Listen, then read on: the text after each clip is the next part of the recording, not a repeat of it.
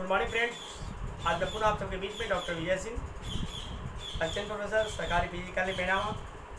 Friends, आज आप सबके लिए मैं एक नया टॉपिक लेकर के एक नए फ्लेवर में उपस्थित हुआ हूँ।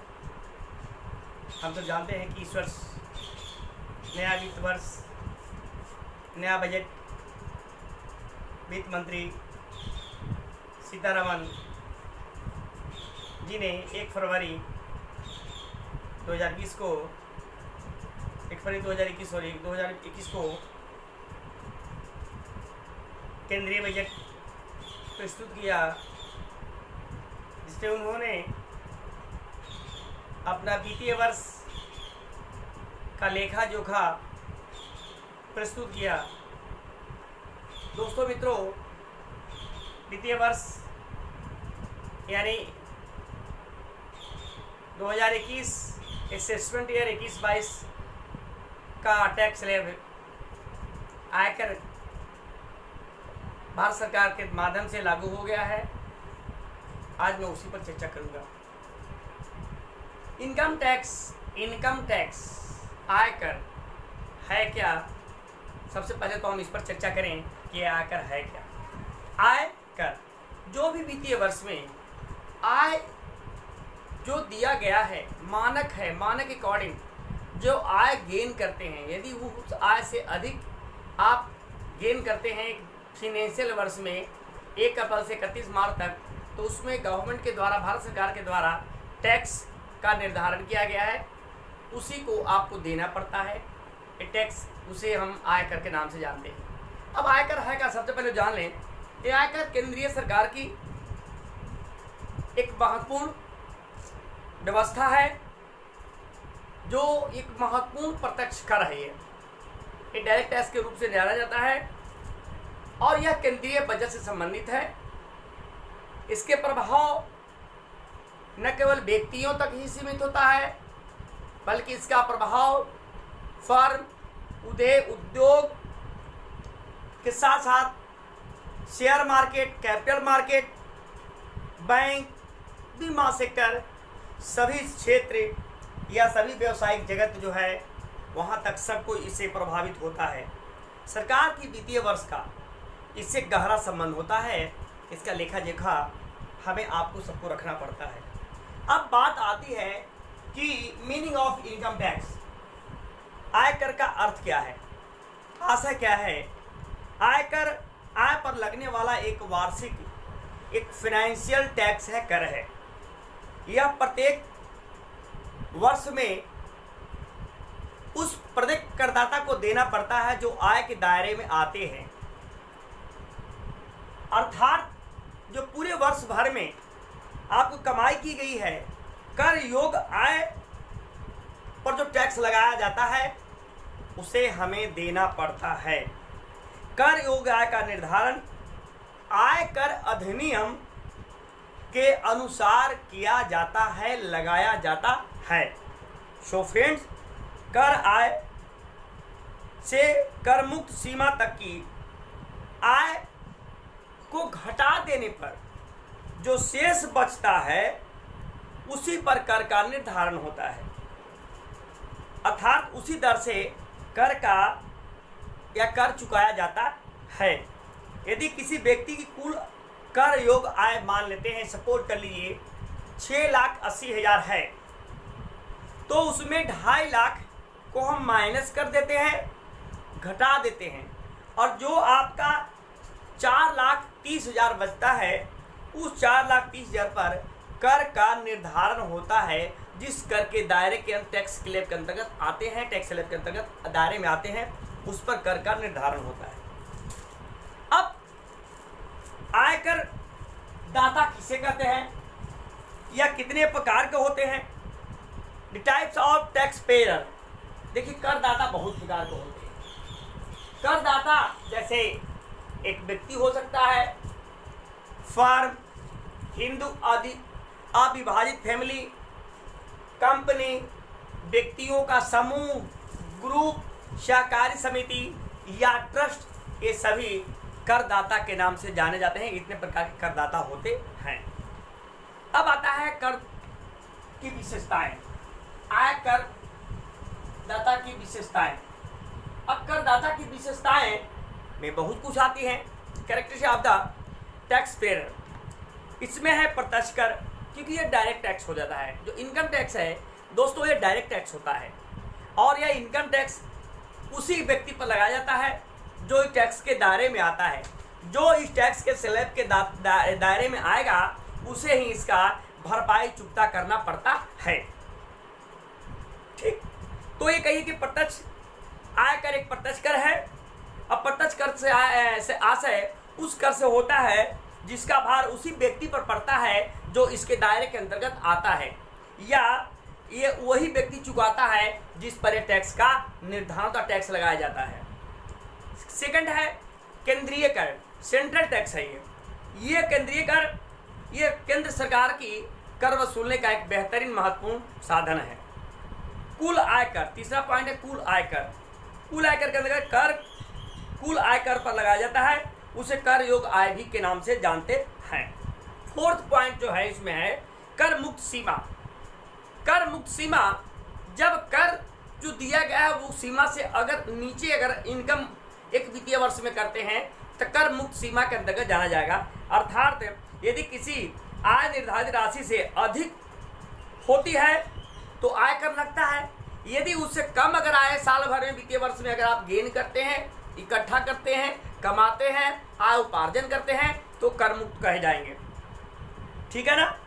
नेक्स्ट है कर मुक्त अर्थात दिखाया गया था, फिर अगर दिखाया गया 2019-20 में जो दिखाया गया था और 2019-20 में दिखाया गया था, इस पर तो अभी नहीं क्लियर किया है कि वरिष्ठ नागरिक, भारत के जो नागरिक है जिसकी आयु 60 वर्ष है या उससे अधिक है तो उनको 3 लाख तक उनको टैक्स का छूट दिया गया था।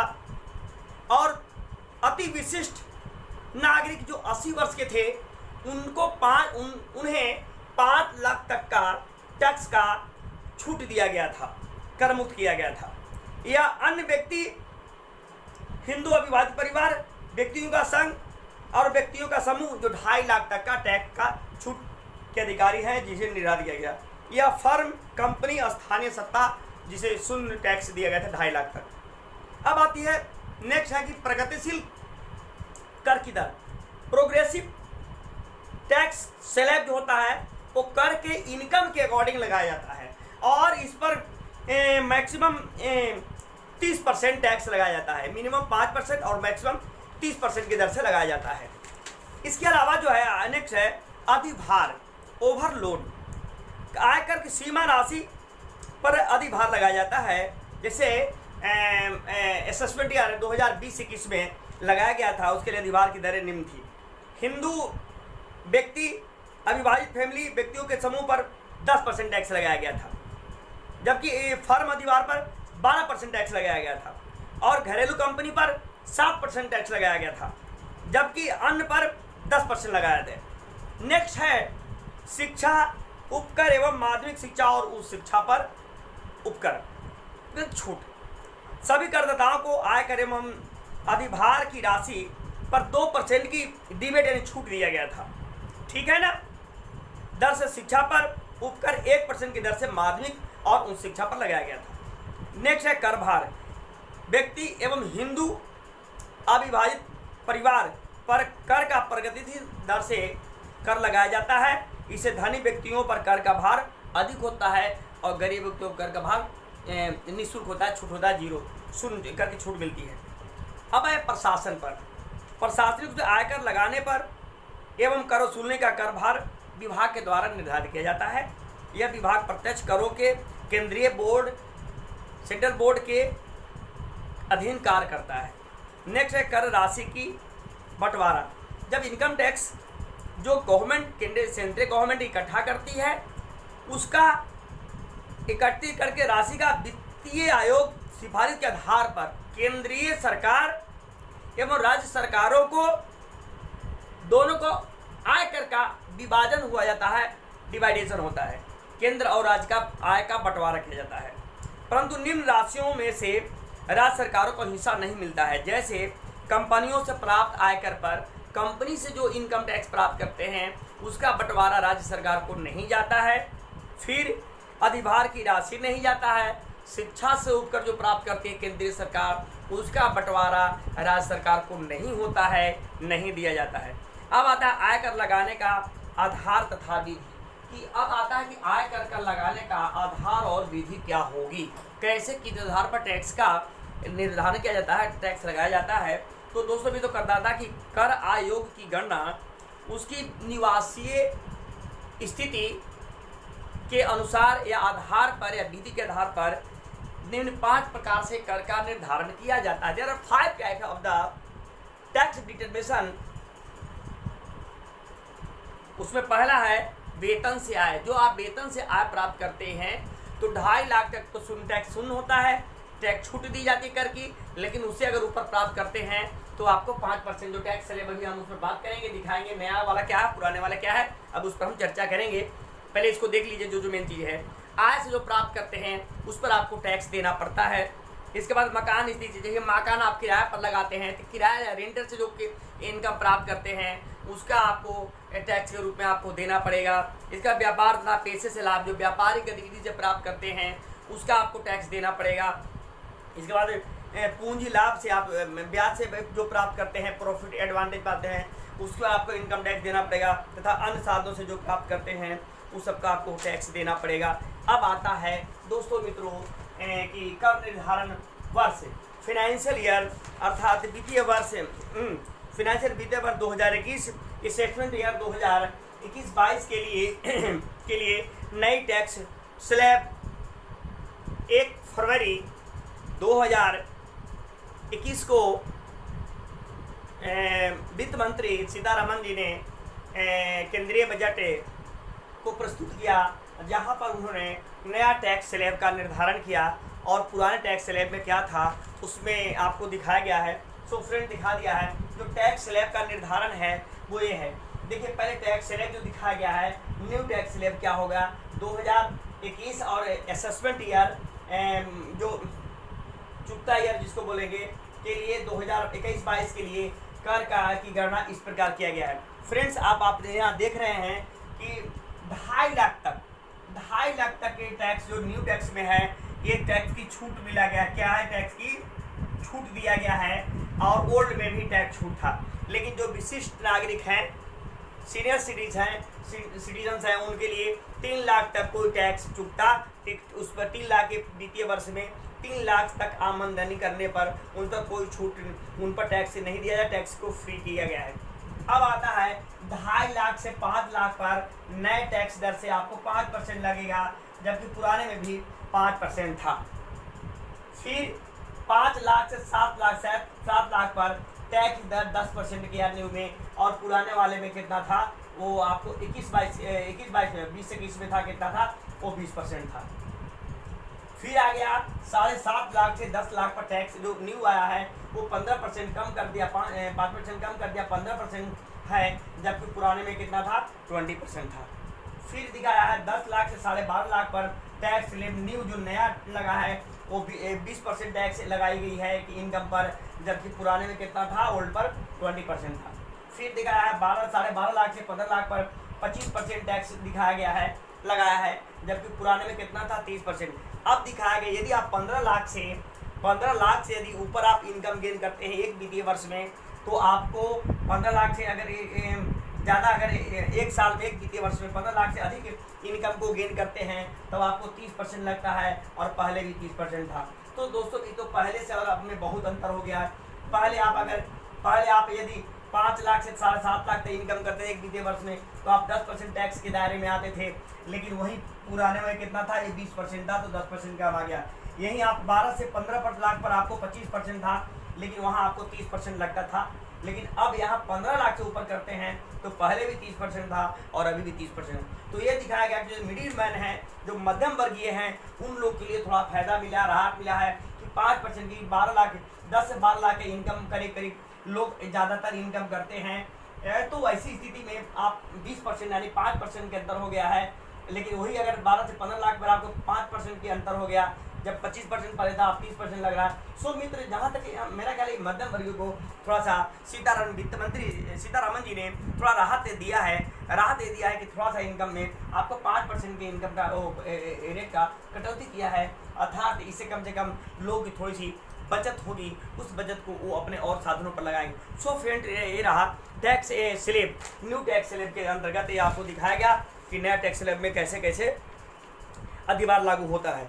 अब आती है बात कि जब यदि आप टैक्स स्लैब जान गए तो आपको आयकर के संक्षिप्त महत्वपूर्ण में परिभाषाएं भी दिया गया है कि आयकर अधिनियम 1961 की धारा 2(3) में इसको परिभाषित किया है। 2(3) में दिया गया कि इनकम टैक्स क्या है। इनकम टैक्स के अंतर्गत परिभाषा दिया गया है कि शब्द आयकर सबसे महत्वपूर्ण अर्थ है क्या है।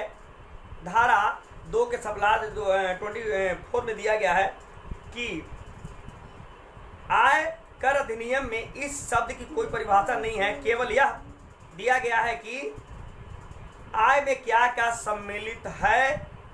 इस धारा के अनुसार आय निम्नलिखित हैं: लाभ, लाभांश, कर्मचारियों को प्राप्त अनुलाभ, कोई विशेष भत्ता लाभ, प्रतिनिधि करदाता को प्राप्त होने वाला लाभ, अनुलोम लाभ, वह धन जो व्यापार अथवा पैसे की अर्थ पर कार्य किया गया और पूंजी लाभ।